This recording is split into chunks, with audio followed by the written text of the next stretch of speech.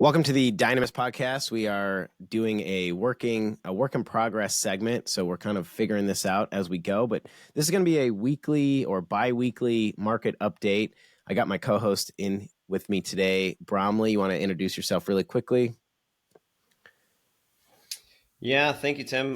Bromley Pal Mountain here. I've got a wealth management and tax strategy firm and help individuals and businesses with financial planning. High level, I've got a wife, 3 kids, and pursuing a Boston Marathon in 2025. I So love that's it. my big rock. This is something that we are discussing. So something that Bromley and I meet up every week and kind of talk about is what's going on in the market. What am I seeing on the real estate side? Bromley's also a real estate investor. And so it's been really fruitful collaboration to just, compare and contrast data that we're aggregating. What are we seeing in the market? And what are we doing? How are we investing? What strategies are we staying prudent to? And so this is a work in progress. It's rough. It's going to refine the more we do it, but we just wanted to bring that to you guys. So we're gonna do our best here. We're gonna talk a little bit about current events, what we're working on, and we're gonna talk about the market. We're gonna talk about stocks. We're gonna talk about Wall Street. We're gonna talk about Main Street. We're gonna talk about home ownership, interest rates. We're gonna talk about what's happening in the market and what predictions are we making and what are we doing? What strategies are we utilizing moving forward? But before we dive in really quickly, some quick housekeeping. Really quick, if you guys like this show, if this content is valuable to you, if it is improving your lives, it is helping you become more dangerous, more autonomous, ungovernable individuals that have freedom of autonomy and freedom of your bank account, then do me a favor, like the show, subscribe, give us a 5-star review, write a review, share it with your friends. We're just trying to grow a community that all gets better together. And if you are listening today is Tuesday, August 1st, and you are local in the Pacific Northwest area. Of course, Bromley is out there in California. But if you're in the Pacific Northwest, tonight is our Pints and Properties meetup at Tacoma Narrows. So we will see you there at 5:30 p.m. We are just doing a end of summer casual mixer. So meet and greet, expand your network, expand your phone book. Look forward to seeing you there. Brother, Bromley. So right before we started recording, you and I were kind of talking about mortgages and how we've seen a steady increase historically of debt to income ratio allowance. So used to be that banks were really, really strict on how much debt a person could have to qualify for a home. Used to be a lot less. And it just seems that there's this perpetual creep of what we call the back end debt to income ratio creeping up higher and higher and higher steadily. And we were kind of speculating on where's it going to go and how far is that creep going to continue? And is that really good or bad for the economy as a whole? And you had mentioned a documentary that you were talking about, and I'd love if you just kind of refreshed on that.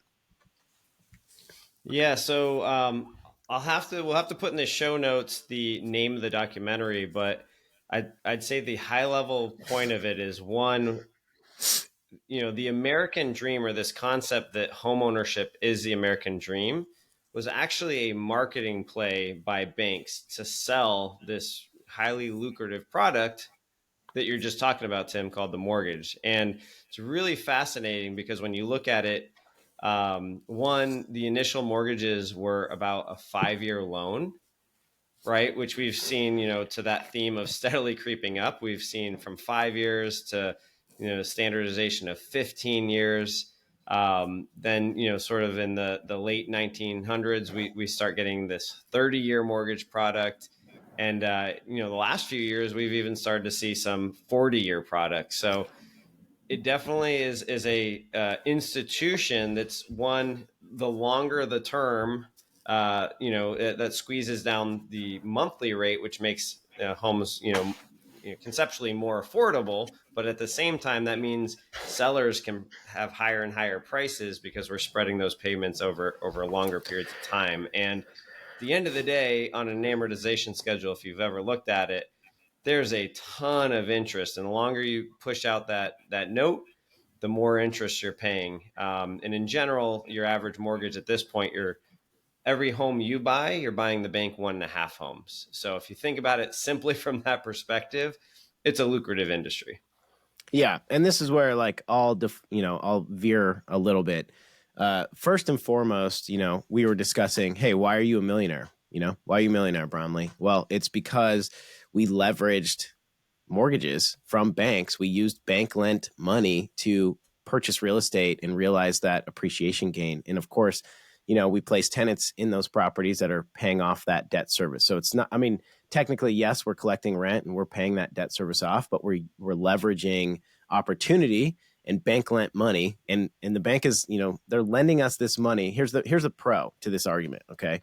Their bank is lending us this money with anywhere from 97 to 95% leverage, and they're giving us interest rates below 10%.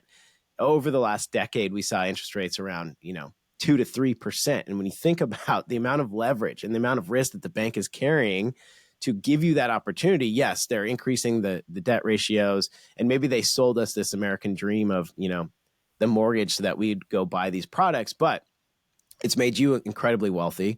It's made most Americans incredibly wealthy. In fact, at retirement age, if you don't have a targeted plan, which is something that you specialize in, if you don't have a targeted plan at retirement age, there's a massive difference in your end of life, holdings from homeowner versus non-homeowner. And most of those gains are realized in just simple year over year appreciation. Conservative appreciation year over year, 3% in a home. I mean, you're looking at a conservative valued home today, I don't know, let's say 300,000 to 400,000. You're looking at close to $1 million in a paid off asset at retirement age that could, obviously get passed down to your heirs. So I don't know. I think there's good and bad. I do think that we should not continue to encourage, a higher debt to income ratio, because obviously it's just making people more and more financially sick. It's allowing deviant behavior. I do think that we need to be a little bit more conservative on debt allowances, but I'm also a big fan of leveraging bank owned money. I mean, come on, 95% leverage from the bank. That's the bank's carrying all the risk, and you're realizing the gains in the cost of that money that they're lending you is getting eroded by inflation every year. So I think there's pros and cons on both sides. And let's be clear, banks are in the business of one thing, that's money, and they're making money. And there is no way that a bank would lend you money with that kind of leverage if they didn't believe in the product that it was going to provide them a return. Banks are not stupid. They know you're going to pay your mortgage. And if you don't, they get an asset that's worth more now. So I think, it's a symbiotic using relationship. We're both using each other. Really quickly on the 40-year, you touched on the 40-year. There are 40-year products. They're typically only for FHA buyers, and they're only for buyers that are in some sort of stress, like they're in a distress situation, default.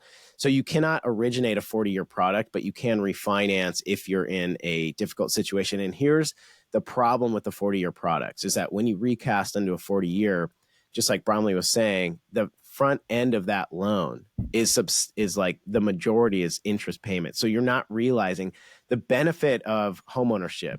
How you become a millionaire owning a home is through appreciation.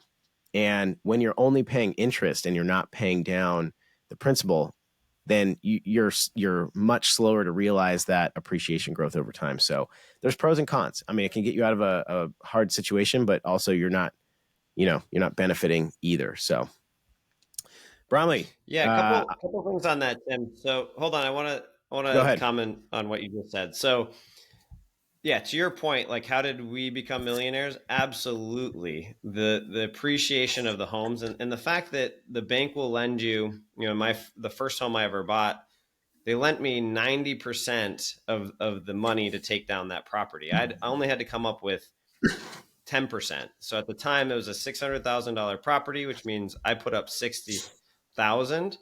Now that property today is worth between 1.5 and 1.6. So that's $1 million appreciation, which for taking that bet, I get 100% of that benefit of the appreciation of that asset, which is one of the superpowers of wealth creation. I think the whole thing that we're talking about with debt to income creep, right, is that the more of your monthly income it takes to support that loan, the more risk you have. Because if you go through some financial trouble, get laid off from your job, you might not be able to hold on to that asset. And really, that's the thing, is you need to be in it for the long haul. Like it took Yeah. 10 years for that appreciation to happen. Um, right. So it's not instantaneous. So that means consistently being able to service the loan. And Yeah. the superpower that we've got is we put renters in place in most of our properties. So that debt service is outsourced, which means that's none of our own capital, which takes that interest payment from being a cost to us personally that we have to come up with to more of an expense, which then just makes from a tax efficiency perspective helps the business. So Yeah. a little bit Absolutely. night and day, but I think the biggest thing is if the lower the mortgage payment can be of your net income, the better from a risk perspective. Yeah. And then one Absolutely. just high level fact as far as net worth of the average American, those who own a home, roughly $250,000. Those who don't own a home, it's about $5,000 to $6,000 of net worth. So it says a lot about those that are able to take down a house and being able to consistently, have that forced savings account, which is, making those monthly payments and killing the debt slowly over time, whether that's 15, 20, 30 years. Yeah. Yeah. Well, let's jump into let's talk about a couple current events. You brought a couple topics today, Bromley, and one of them I was pretty interested in because this is big news. It's affecting all of us as Americans, and there's positives and negatives, and I'm sure there's going to be a mixed bag of thoughts and opinions on this. But I'd love for you to share the topic you brought today. Yeah, so the Georgia Power Company out of Augusta, Georgia, just announced the commercial operation of the first nuclear plant in the United States in the last 30 years. So this is a technology that's gotten exponentially better over the years, exponentially safer, exponentially cleaner, and it can just output. I think this they call it Unit 3 is able to power 500 homes and businesses in the Georgia, Florida, and Alabama markets. Only 500, huh? Yeah, this is one unit of a few. So the next unit will do another Oh, another okay. 500. Mm-hmm. Interesting. That seems like a pretty small amount. Here's the thing. I love nuclear power for a couple reasons. Number one is, I'm a big autonomous person. I do believe that we should be autonomous, right? And we need to have systems that are self-supporting. And nuclear power to me seems like a sustainable energy option in the future. And it's gotten a lot of hate because there's been a couple of accidents from negligent, employees and negligent systems, the normalization of deviance in some of these reactors, Fukushima, 3 Mile Island, Chernobyl. But the truth is that, nuclear power can be done cleanly, can be done sustainably. And we have, as a country, I think a national security obligation to look into, you know, in-house domestic energy supplies that are safe and transferable. I think we have a lot of problems in energy usage today. Number one is a lot of our energy usage isn't storable unless it's like a fossil fuel base, right? When you talk about Mm-hmm. electric fuel, electric power sources, you can't store this stuff, right? You just can't. It's just, even with the technology we have today, there's just so much loss in the storage. Fossil fuels it's dirty, number one. And number two is it puts a chokehold on us from, foreign suppliers like OPEC. They are essentially a cartel that gets to decide what the, barrel per, price per barrel of oil is. And I'm going to stand my ground with this. Energy is a national security issue. And if we're dependent on Mm-hmm. fuel or energy from, third parties that maybe don't necessarily like America, well, then that's a big problem. And so I'm really excited about this nuclear power. There was a big push post World War II. In fact, I think wasn't Eisenhower one of the original developers of nuclear? He was like an engineer, I think Eisenhower was an engineer that worked on nuclear power. Maybe I'm wrong. I could be getting that wrong, but due to some political backlash and some really good marketing, pretty much, nuclear power just got a black eye and has never really recovered. So for me, this is really exciting moving ahead. Yeah, I'm and one curious to one see. update on that too is I was speaking in thousands, so 500,000 500,000 Oh, okay. homes and businesses, not Got it. 500. You're right. That would That be a makes pretty underwhelming power plant. 500,000. Now we're starting to talk. Now, okay, so, Yeah. two cells or whatever, 2 units, we're talking about 1 million homes have Yep. power. That's a big number. Yeah. And it's clean. It's not Exactly. polluted. Well, as far as we know. And the technology has gotten way better. I watched a documentary recently about, modern nuclear technology and all the fail safes they've built in. And yeah, I'm excited to see how this plays out. Who knows? We may have Well, homes powered by. yeah, well, in general, I think it supports the electrification of the auto industry, right? Like if we can get it from instead of fossil fuels, Yeah, which are adding tons and tons of carbon to the atmosphere, right? And whether you believe in global warming or not, the reality is the temperature is going up in general. Um, I know living in California, we're seeing more and more storm systems that are creating, this extreme droughts or heavy rain like we had last year. In general, we're seeing more and more fires. So yeah, anything to do, to make things more efficient and to diversify our energy sources, I think is a positive move yeah. as we move, Now, through forward in time. not to put on my tinfoil hat here, but I will preface it with this: is like we are seeing temperatures increase with the data that we've aggregated, from our current scope and ability. Now, how far does that data collection, go back, and how accurate is it? I have no idea. And is this cyclical? Are temperatures always fluctuating, going up and down? Who knows? What we do know is that temperatures, since we've been on this earth, have been slightly rising. Whether that's us having an input on it or not, I'm unsure. But something that's interesting that's coming out of that in particular is things like insurability. So I don't know if you've been tracking the news, but Mm-hmm. Florida is losing their ability to get homeowners insurance due to adverse weather, hurricanes, flooding. And California, a whole area of California recently just lost coverage. In fact, I think you might even be affected by this on one of your properties in that area. Yeah, so far I haven't seen anything that I've been affected, but I believe the big difference between Florida and California, Florida doesn't have any legislation that limits insurance companies from just raising rates to, whatever it makes sense to for them to, balance their risk. Whereas California does have limits onto what they can raise. So what that means is in California, insurance companies are just leaving. They're saying, "Hey, Yeah. we're not going to provide," right? Which means less competition. Which means again, you've got less concentration of the companies you could even go to, and their rates are going to be high, or there won't be any coverage. And then, so what happens if you can't get, uh, a homeowner's insurance? Is, well, you can't get Yeah. a loan, and if you can't get loans, like we were just talking about, to bring it full circle, your value is going to plummet. So at some point, there's got to be some kind of change where some of those caps or restrictions on the insurance companies have to go away, and the market can set a rate where this can be a product that people can get, because it's essential, right? You don't want Yeah. $1.5 million in an asset with no insurance on it, and a fire comes through, and boom, you literally blow up your balance sheet.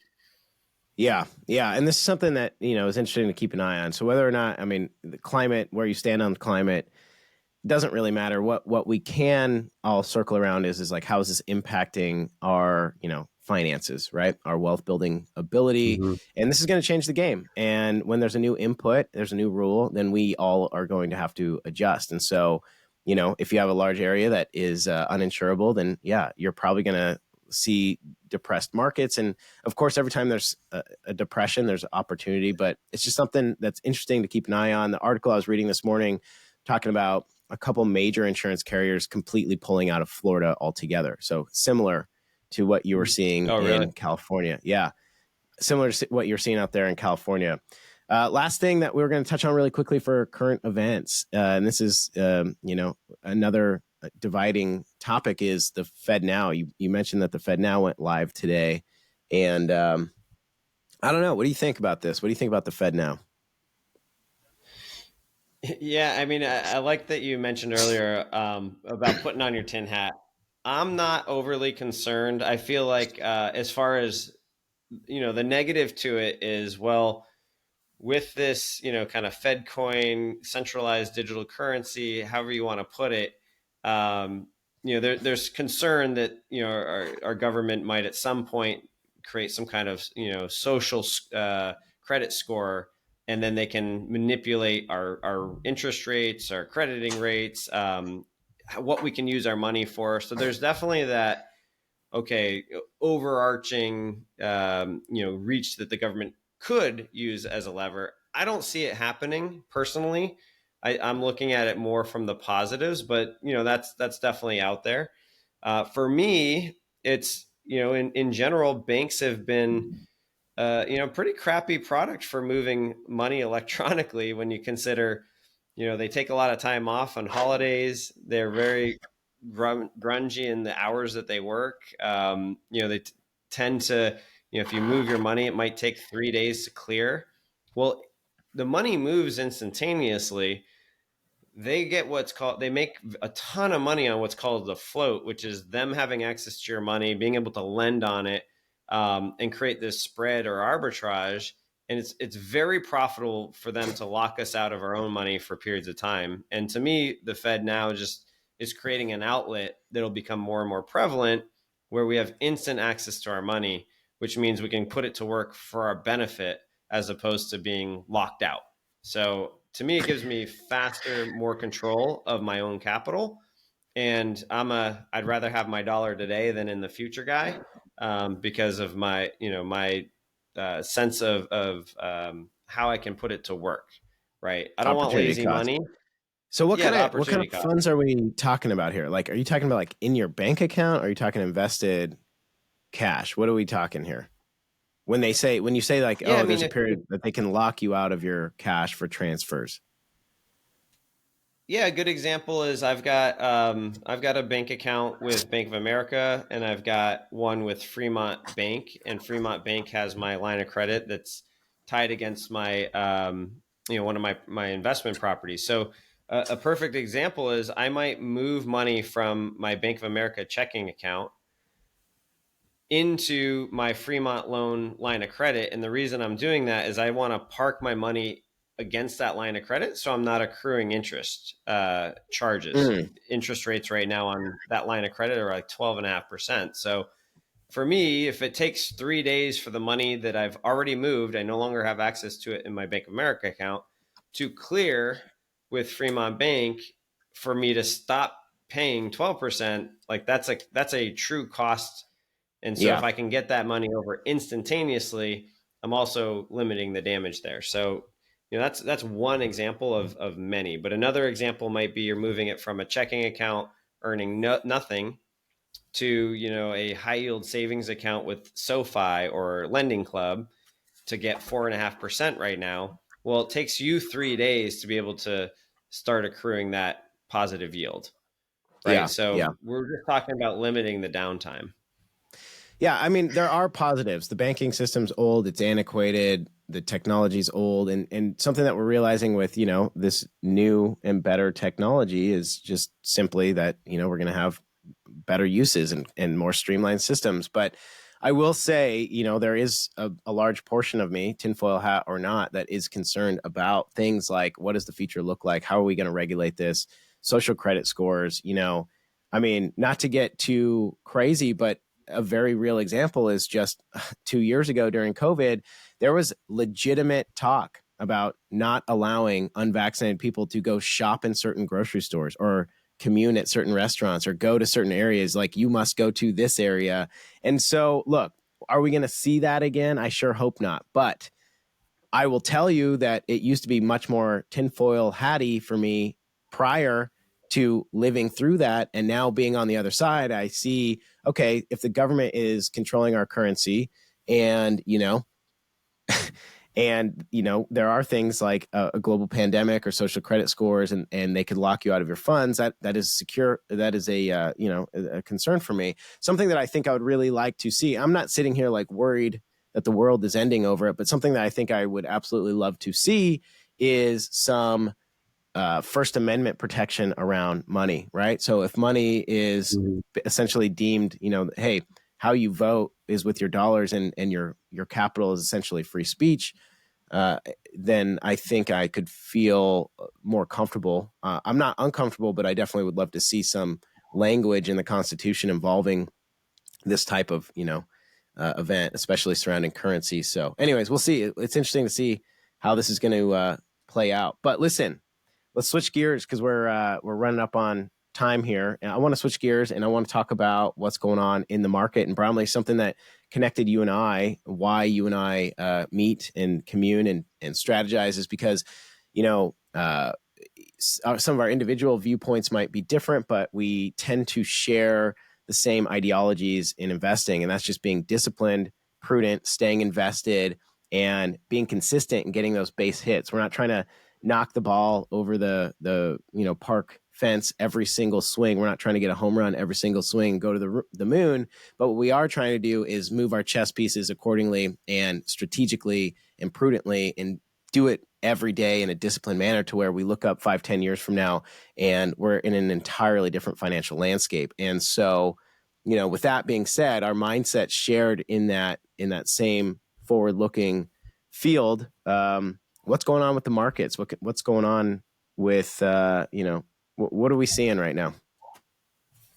Yeah, I'd say the overarching conversation, right, is definitely focused on the Fed and what the Fed's doing and how the Fed is reading what's going on with labor, and specifically what's happening with wages. So we just had our the last Fed meeting. They are going to raise another 25 basis points. This is after the first pause of this pretty long rate hiking series, and definitely the fastest they've ever raised rates. The inflation, from a CPI perspective, is down to 3%. Earlier in the year, it hit a high of 9.1%. So a lot of folks are feeling, consumer, I'd say investor sentiment has been at an all-time high recently as far as, bull sentiment, which has been really powering the stock market. So, just as an example, the S&P 500 year to date is up about 19.52%, making up the majority of those gains. Check this out, Tim.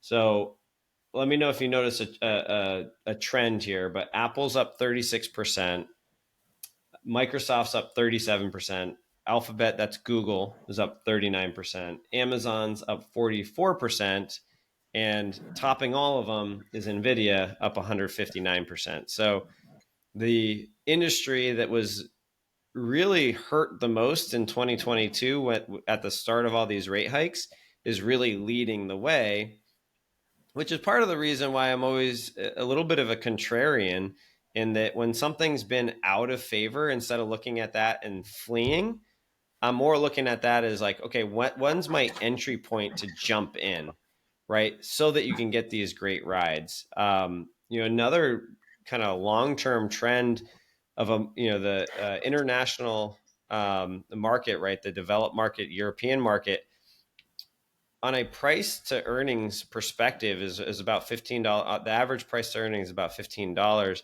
or 15 times.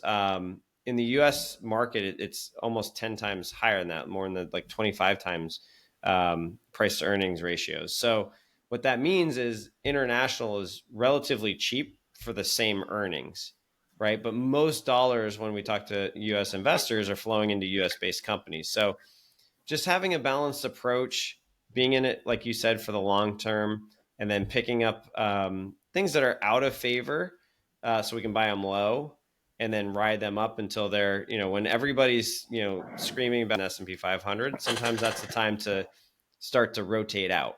And so what you'll see is the big players tend to be ahead of the curve, and not, on the trend, if that makes sense. Yeah. Strategy, like strategically, when I look ahead at how I'm investing, whether it's real estate, whether it's in equities in the market, for me, it's what do I know about this company? All right. And do I believe that this is a company that is going to be successful, and are they going to be successful 10 years from now? When I see a major tank in a stock like Disney or Walmart, whether or not I'm in alignment with them, I ask myself, well, okay, do I think Walmart's going to be gone in 5 years from now, 10 years from now? And the answer is probably no. And if they're not, there's a high likelihood that they're going to realize a gain when the market rallies and comes back. And so those are just like perfect opportunities to pick up little base hits of, hey, let's buy some, valuable assets at a discounted price, because we're not trying to go to the moon overnight. We're staying invested, and we're staying prudent, and we're doing it over time. We're staying disciplined, and investing's hard. It's easy to throw your money into the market when everybody's on a bull run and everybody's making money. It's hard to stay invested when there's some volatility and when there's losses, but it's through those times of being disciplined, having a circle around you that is talking you off the ledge, that you're going to come out the other side 10x more successful than the people that, took their money and pulled their money and sat on cash. You have to stay invested if you want to realize the gains in the market. And it takes a mental discipline of, turning off the news and paying attention to the facts. And the facts are certain companies are going to be here for the long haul and certain aren't, right? So single family houses for me is one of those examples, right? People need shelter. They need places to live. The population's increasing and they're not making more. They're not making more land. And so if you're in an area that has an appreciating market, that the population is growing, job growth is strong, it's trendy, restaurants are looking good, I'm going to buy a house there. Even if the market is going through a time of uncertainty and volatility, you could probably pick up an opportunity that you're going to realize a gain on the backside. But it takes discipline, mental discipline to step through that fear and do that. And of course, we're playing the long game here. It's all about longevity. Like, we're investing for a good life now, but for retirement, really. And, it's about being in the game and stepping up into that batter's box and just consistently taking swings. So something I'm curious for you to keep an eye on for us moving ahead is, as far as the real estate market, we are dangerously underbuilt. Mm-hmm. And, especially for entry-level homes, and builders haven't really been building entry-level homes. They've been building a lot of these move-up homes. But just some data that I was tracking this week on home builders, stocks on home builders are, I think, poised to just continuously trend up. And if you look at some of the major builders' earnings, D.R. Horton, Pulte Home Group, Lennar, if you look at their earnings over the last couple quarters, it's just consistently trending up. They realized the dip during COVID when they stopped building and materials got really expensive. But I'm curious to see, because obviously we're undersupplied and builders are going to come in and they're going to build. And when you're undersupplied and you're making the supply, you have the ability to set the pricing. So I'd be really curious from an investor standpoint on what these home builder stocks are going to do over the next decade, because for me on the outside, it seems like, hey, that's a pretty good bet, especially some of these companies like Pulte, for example. Pulte's been around at least 30 years through multiple housing cycles and crashes. So that's definitely something I am interested on in the future and keeping an eye on for sure. Let's get into some basic health, economic health. So I was pulled some data today, and I wanted to know about credit card debt, right? So this says that credit card balances in 2023 have risen $130 billion since the fourth quarter of 2021. So America's credit card debt is $59 billion higher than the record set in the fourth quarter of 2019, when balances stood at $927 billion. So I asked myself, well, how close are these Americans from financial just catastrophe? So I did a secondary search on savings. It says, excluding retirement savings, the average American, and this is actually a report generated by your company, Bromley Northwestern, excluding retirement savings, the average American has $65,100 in personal savings, which quite frankly was higher than I expected it to be. When I did an aggregate search of average American savings, it's about 41,000. Now, keep in mind, that's aggregating and averaging data from the ultra wealthy all the way to impoverished. So I'd be curious to see, what does the average, just general American's savings account look like? And I bet you it's somewhere around, if I had to guess, it's probably around $5,000 to $6,000. If I was just a guessing betting man, so just interesting. Yeah, when you look at it, I mean, the median would be a better idea of like sort of the halfway point across the United States, citizen. Average, like you said, is going to, some people might have millions of dollars in savings, and that's just pulling up the average for everybody. Because the net worth, right, of the average American is not much, and the average retirement account, I can tell you, for a 55 to 65-year-old is basically $250,000, right? So it's not Yeah. much. What's interesting is, the pandemic era was really a godsend for a lot of Americans because of two factors. They turned off interest accrual and student loan payments, and then they created this, mailbox money in the form of child tax credits, in the form of, for small businesses, PPE loans. They created liquidity for, people were getting paid more to stay at home than to go to work, right? So we actually saw an influx of savings and a reduction in debt. And now we're seeing that, because the government was, or the central planners were literally flooding currency units into supply. So I think the um, currency jumped 26%, which is the largest jump at any point in history. And now we're in a point where that liquidity is working its way out of the system. And a perfect way example of that is savings going down, debt going up. They're going to hit their hard limits, like you said, and at a certain point, there's going to be likely an influx of bankruptcies as people hit that reset button, get that Yeah. credit wiped out, and then try to build back up. So, for a long-term investor, we don't ever want to hit the reset button. We want to be up into the right, Right. cruising along. And that's what a lot of, what I help people do is look critically at our balance sheet and make sure that any risk that could potentially throw us off course is planned for, right? It's a lot easier if you've got, you're hiking up Mount Everest and you've got all the tools. So no matter what hazards thrown your way, you've got a way to work around it. It's hard if you don't have those things, and that's game over. Yeah, absolutely.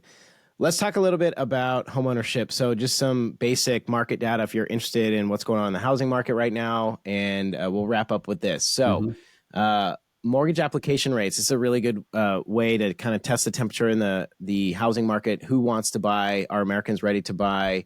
So, mortgage application submissions fell a composite 1.8% during the week ending July 21. That's the day 21 of July. So refinance application submissions slipped 0.4%. And purchase application submissions decreased 3% overall. And so this is something that I am seeing as a mortgage lender. And I think part of the problem is right now we're looking at, here's a 30-year fixed interest rate. And this is just a market average. 30-year fixed on a conventional loan right now is over 7%, 7.05%. VAs are pricing better at 6.68%, but still, we saw some volatility in the bond market and we saw some realized increase in interest rates. Now, inflation is starting to become a little less sticky. We're seeing better and better inflation prints. However, we have not seen a substantial impact of that better inflation print on the housing market yet. We're not realizing any decreased interest rates currently. As you said, the Fed met. They did increase the overnight lending rate they bumped it up another 25 basis points. And let's see, GDP. So it says, let's see, we got GDP here. Estimate for quarter two climbed 2.4% in U.S. GDP, which is good. All of these things are good signs that are leading us to believe that, a soft landing is actually possible, and maybe even some experts or economists think that we're headed into a new bull right now, bull market, which, you got to stay invested to realize the gains. But really quickly, I want to talk about home appreciation. So there was aggregated data between 5 different resources: Case-Shiller Index, FHFA, CoreLogic, Black Knight, and Zillow. And check this out. This is crazy. So 2023 pace for appreciation by the end of 2023, Case-Shiller we're on pace to realize 5% year over year appreciation. Wow. Keep this in mind. By the way, the peak of housing prices, they peaked in June of 2022. This is when home prices were the highest.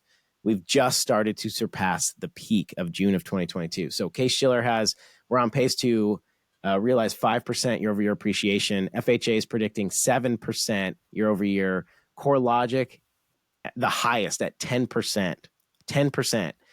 Black Knight at 5%, and Zillow, of course, at 10% as well. So the truth is this, is that it's supply and demand. It's basic economics. The party marches on. When there's undersupply and we see somewhat of an attainable interest rate, the market's going to react and people are going to buy those properties. And if we're undersupplied and demand is high, then the value of that property is going to increase systematically with it. So this is one of those things where, it's always going to be scary, but get off the sideline and do something about it and start realizing those gains, because all of that appreciation you're missing out on. It is an uncertain time. It's volatile. You're waiting for the market to settle, but what you're really doing is trying to time the market, and that's gambling. And none of us know for certain when the bottom of the market is, and none of us know when the top of the market is until after the fact.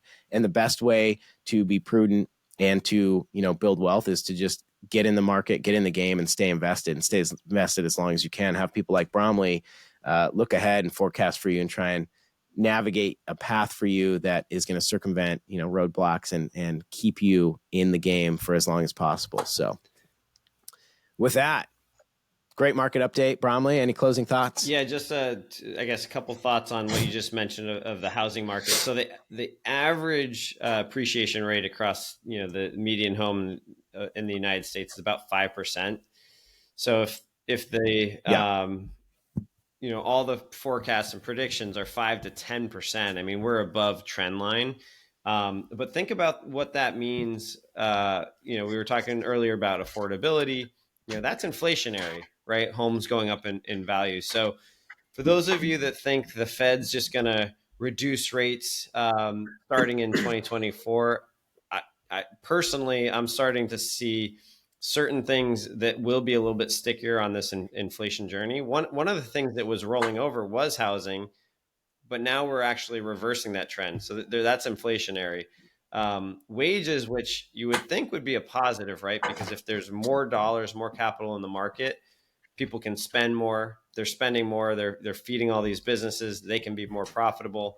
In general, we're seeing GDP going up, but the Fed is really trying to get some kind of reduction of the employment rate so that wages can be compressed or fall a little bit. So what that means is, as we head along this path, I see the Fed, taking a wait and see approach, maybe another 25 basis points this year, but I really don't see them dropping rates unless we get into some kind of situation where we've got 10% unemployment and we're in a deflationary environment and they're trying to get the economy going. Right now, there's zero motivation for them to reduce rates. So to your point, Tim, I guess my last thought would be the housing market is heating up.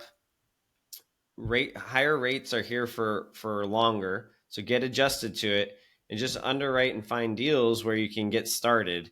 And again, you wait 4 or 5 years, your rents are going to go up over time. You're going to stabilize the asset.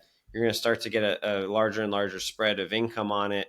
And as the appreciation creates more and more equity for you, you're going to have more and more options as to how you deploy or capitalize on that equity to continue to build and daisy chain your assets. So in general, keep an eye on what's going on, but those who do end up finding that they've got more arrows in the quiver and have more optionality to take advantage of dislocations in the market.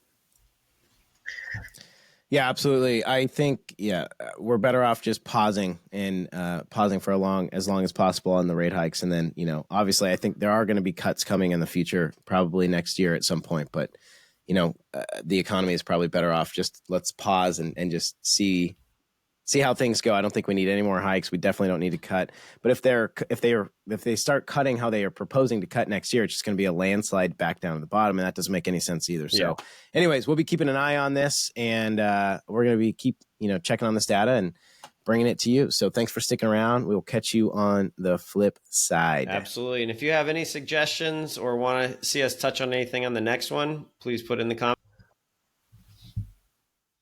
Let's go.